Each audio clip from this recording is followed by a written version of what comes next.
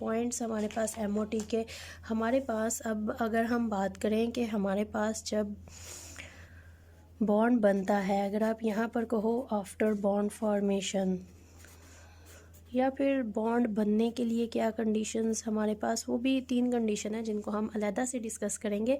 तो यहाँ पर हम यही देखेंगे कि बॉन्ड बनने के बाद इलेक्ट्रॉन की डिस्ट्रीब्यूशन किस तरह से होती है और हमारे पास ऑर्बिटल्स की शेप क्या होगी, ऑर्बिटल के अंदर क्या चेंज आएगा जब वो बनाएंगे आपस में बॉन्ड। तो सबसे पहला पॉइंट हमारे पास आता है एटॉमिक ऑर्बिटल। जैसे हमने VBT की बात की कि हमारे पास बॉन्डिंग ऑर्बिटल की यहाँ पर हम बात करते हैं, एटॉमिक ऑर्बिटल की बात नहीं करेंगे। जो हमारे पास बॉन्डिंग ऑर्बिटल है मर्ज होके न्यू ऑर्बिटल्स बनाते हैं।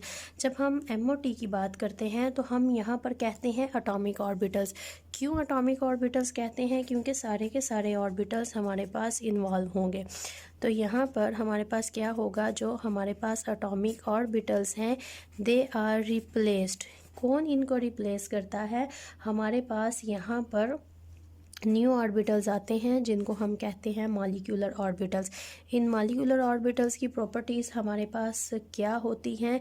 इनकी जो हमारे पास एनर्जी होगी वो पहले वालों से हमारे पास we can say atomic orbitals are replaced by new set of energy levels. मतलब इनकी एनर्जी अब हमारे पास पहले वालों से होगी डिफरेंट। अब सेकेंडली हमारे पास क्या होगा, हमारे पास जो इनका चार्ज क्लाउड है, चार्ज क्लाउड का मतलब कि वो सारा एरिया जिसको हम कहते हैं ऑर्बिटल, जहाँ पर electronic density electron charge exist करता है, ये सारा चार्ज क्लाउड डिस्ट्रीब्यूशन अब हमारे पास डिफरेंट होगी। पहले किस तरह से इलेक्ट्रॉन प्रेजेंट थे, अगर हाइड्रोजन ने बॉन्ड बनाया है तो पहले उसके 1s और 1s में इलेक्ट्रॉन थे। अब बनाने के बाद वही 1s आपस में मर्ज होके नए हमारे पास मॉलिक्यूलर ऑर्बिटल्स बनाएंगे और इलेक्ट्रॉन की जो डिस्ट्रीब्यूशन है वो भी अब हमारे पास होगी नई तरह से। और इलेक्ट्रॉन हम कहते हैं हमारे पास मॉलिक्यूलर ऑर्बिटल बने हैं और ये जो मॉलिक्यूलर ऑर्बिटल है इनके लिए लिखा जाता है LC। मॉलिक्यूलर ऑर्बिटल जो नए बन रहे हैं, this linear combination of molecular orbital बनते हैं, उनको हम कहते हैं कि यहाँ पर हमारे पास linear combination of molecular orbital है। और अगर हम वेव फंक्शन की बात करें, मतलब कि साई के हमारे पास साई की इन्वॉल्वमेंट क्या होगी, इसको हमने पहले भी डिस्कस किया था कि हमारे पास जो इलेक्ट्रॉन का ये शेल हम यहाँ पर ड्रा करते हैं, इलेक्ट्रॉन की movement in the form of wave होती है। तो जब हम डिस्कस करते हैं तो हम इनके लिए इनके वेव फंक्शन भी लिखते हैं। तो हमारे पास जो वेव फंक्शन होगा उसको हम कंबाइन करेंगे मैथमेटिकली। अगर 2 हाइड्रोजन एक दूसरे के साथ बॉन्ड बना रहे हैं तो इसका वेव फंक्शन और इसका वेव फंक्शन एक दूसरे के साथ मैथमेटिकली कंबाइन किया जाएगा। अब अगर हम बात करते हैं कि हमारे पास ऑर्बिटल ये जो बनते हैं और पहले से इन्वॉल्वमेंट होगी, तो वो ऐसे ही होगी जैसे यहाँ पर जितने ऑर्बिटल हाइब्रिडाइजेशन करेंगे उतने ही न्यू हाइब्रिड ऑर्बिटल्स बनेंगे।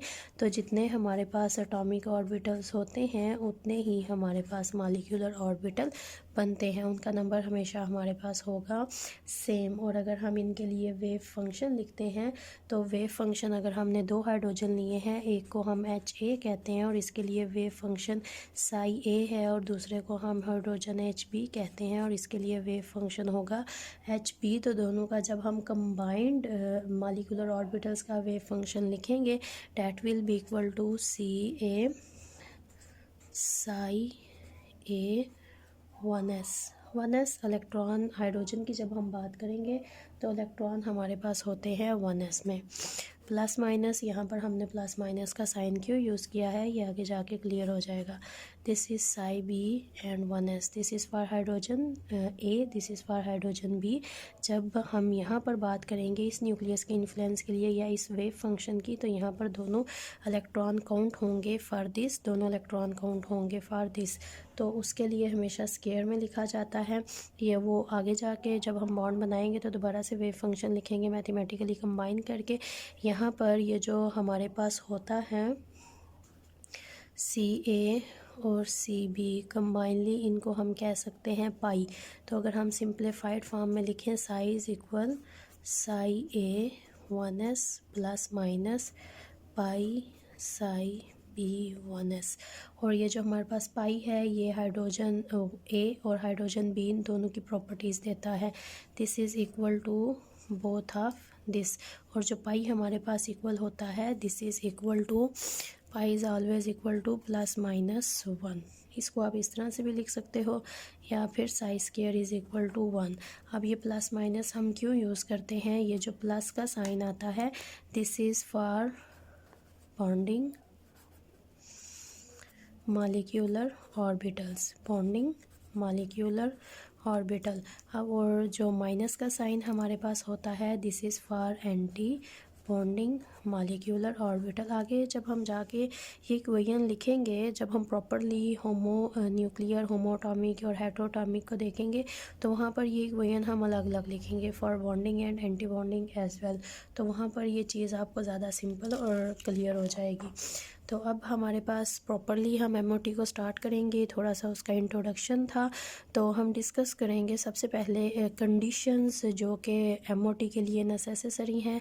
अगर दो एटम ने बॉन्ड बनाना है, एमओटी हम उनकी डिस्कस कर रहे हैं, तो क्या कंडीशन हमारे पास ज़रूरी हैं। देन कंडीशंस, 3 हमारे पास कंडीशंस होती हैं। फर्स्ट जो हमारे पास कंडीशन है, डैट इज़ अबाउट एनर्जी। यहाँ पर पहले कंडीशन के नेम लिखते हैं, फिर बारी बारी डिस्कस करते जाते हैं। दूसरा हमारे पास आ जाता है ओवरलैप, और तीसरा हमारे पास आ जाता है सिमेट्री।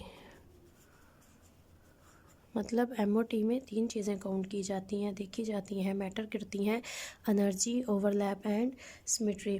सबसे पहले हम डिस्कस करेंगे एनर्जी को। तो एनर्जी की जब हम बात करते हैं, तो हमारे पास जिन 2 एटम ने बनाना है बॉन्ड, उनके जो ऑर्बिटल्स हैं, उनकी एनर्जी हमारे पास होनी चाहिए सेम। अब इसका हमारे पास मतलब क्या है? मतलब ये है कि 1s की एनर्जी, अगर मैं हाइड्रोजन की बात करती हूँ, पहले हाइड्रोजन ए के 1s की एनर्जी हो या हाइड्रोजन बी के 1s की एनर्जी हो, तो वो सेम होगी। तो ये दोनों आपस में बॉन्ड बना सकते हैं। अगर मैं बात करती हूँ लिथियम की, लिथियम के पास हमारे पास होता है 1s2 एंड 2s1।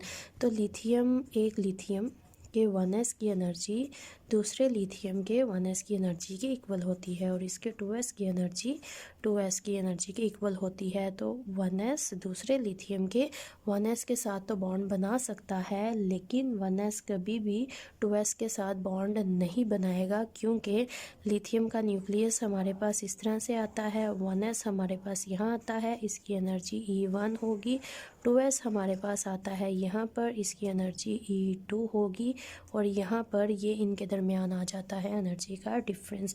तो 1s 2s के साथ बॉन्ड नहीं बना सकता, या फिर यू कैन सिंपली से कि 2s 2p के साथ बॉन्ड नहीं बनाएगा। 2p 2p के साथ बॉन्ड बनाएगा, और 2s 2s के साथ बॉन्ड बनाएगा। This is about energy. जिनकी एनर्जी सेम होगी, जो हमारे पास सेम इन एनर्जी होंगे, वो ही आपस में बना सकेंगे बॉन्ड, अदरवाइज़ इनके दरमियान बॉन्ड नहीं बनेगा। दूसरी बात हमारे पास आ जाती है ओवरलैप की। ओवरलैप में वही पीपीटी वाली बात आ जाती है, जिन 2 ऑर्बिटल्स ने बॉन्ड बनाना होता है, उन्होंने मैक्सिमम ओवरलैप करना होता है।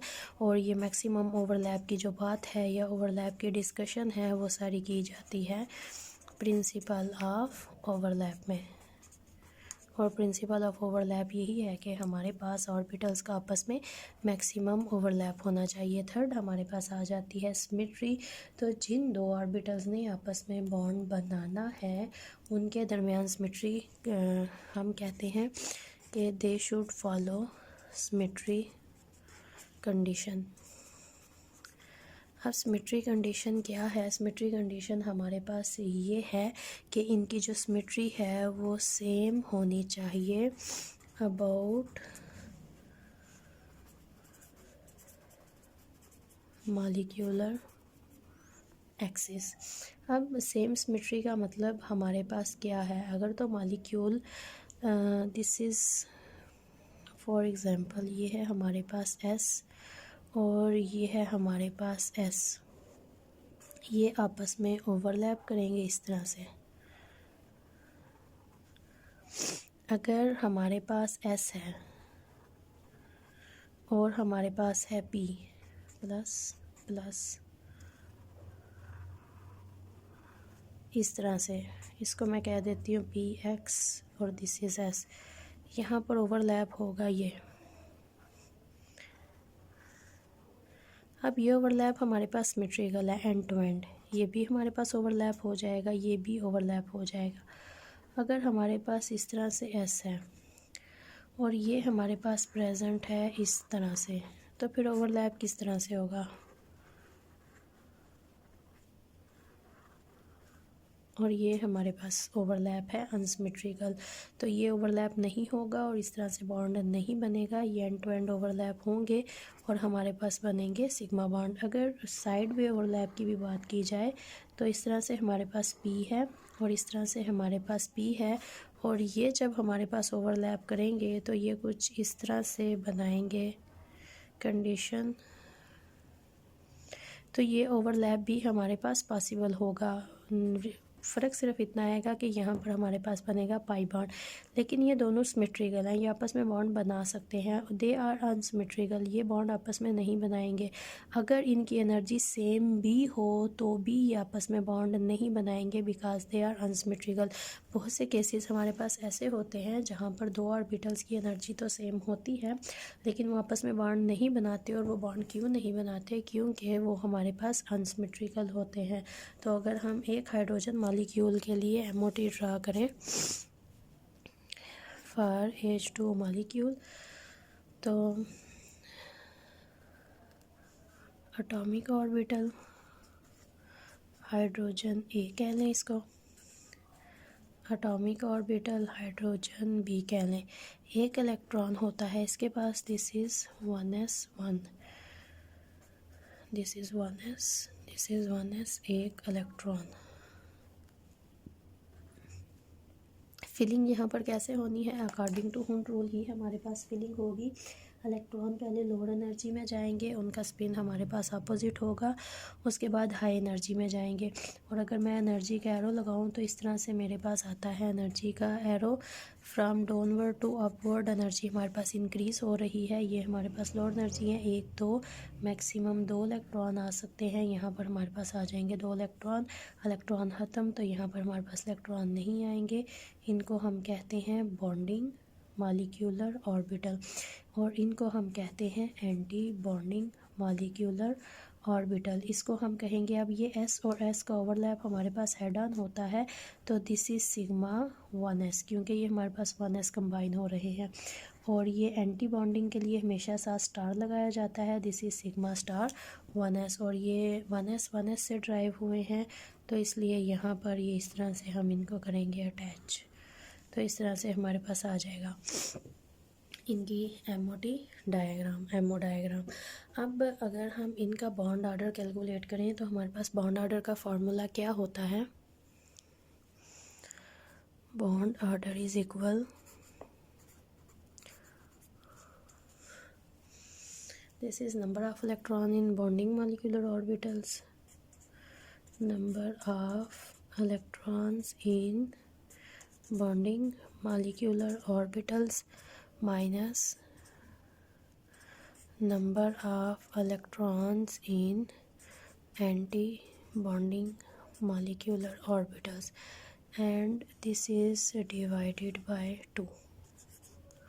तो अगर हाइड्रोजन के लिए हम देखें तो बॉन्डिंग में हमारे पास थे 2 और एंडिंग में एंटी बॉन्डिंग में हमारे पास थे 0, and divided by 2, this is 2 divided by 2 is equal, मतलब हाइड्रोजन और हाइड्रोजन के दरमियान एक बॉन्ड बनेगा और वो बॉन्ड हमारे पास होगा कोवेलेंट।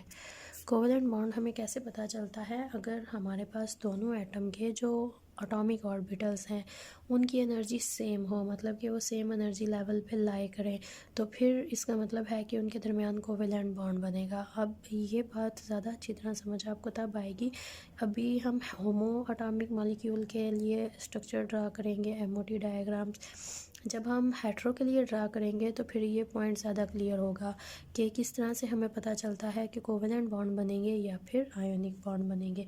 तो अब हम क्या करते हैं, हीलियम के लिए पहले ड्रा करके देखते हैं some different element. Helium is 2, this is 1s2। अगर हीलियम के लिए मैं ड्रा करूँ, दिस इज़ हीलियम है, हीलियम का ये हमारे पास है 1s, 2 इलेक्ट्रॉन है यहाँ पर। This is atomic orbital and this is helium. Second, अब ये देखिए मैंने दोनों को सेम पोजीशन पे प्लेस किया है, तो इसका मतलब है कि इनकी energy, this is arrow of energy, मतलब कि इनकी एनर्जी हमारे पास सेम है। This is 1s half helium and this is atomic orbital. अब हमारे पास एस है, इनका ओवरलैप होगा एंड टू एंड, तो this is sigma 1s and this is sigma star 1s। This is bonding molecular orbital, this is anti bonding molecular orbital.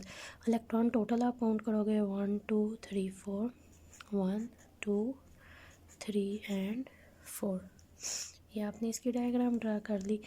अब आप इनका निकालोगे बॉन्ड ऑर्डर। बॉन्ड ऑर्डर साथ साथ कैलकुलेट करेंगे तो हमें पता चलेगा कि किस तरह से बॉन्ड ऑर्डर हमें बताता है कि whether a bond is possible or not, या फिर सिंगल बॉन्ड है, डबल बॉन्ड है या फिर ट्रिपल बॉन्ड है। तो अब हम हीलियम के लिए कैलकुलेट करेंगे बॉन्ड ऑर्डर। बॉन्ड ऑर्डर का फार्मूला हमने लिख लिया है, बार बार इसको लिखने की ज़रूरत नहीं है। Number of electron in bonding molecular orbital is 2, number of electron in anti bonding molecular orbital is 2 divided by 2। अब 2 - 2 हमारे पास हो गया 0।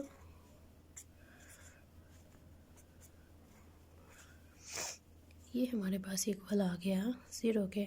और जब हमारे पास जो बॉन्ड ऑर्डर है वो 0 के इक्वल आ जाता है, तो इसका मतलब होता है कि ऐसा कोई भी bond, we can say no such bond is possible. क्यों ऐसा बॉन्ड पॉसिबल नहीं है? हमें पता है हीलियम का ऑक्टेट कंप्लीट है और ये हमारे पास नोबल गैस है, इनर्ट गैस है and they can exist independently. इसका बॉन्ड बनाने की ज़रूरत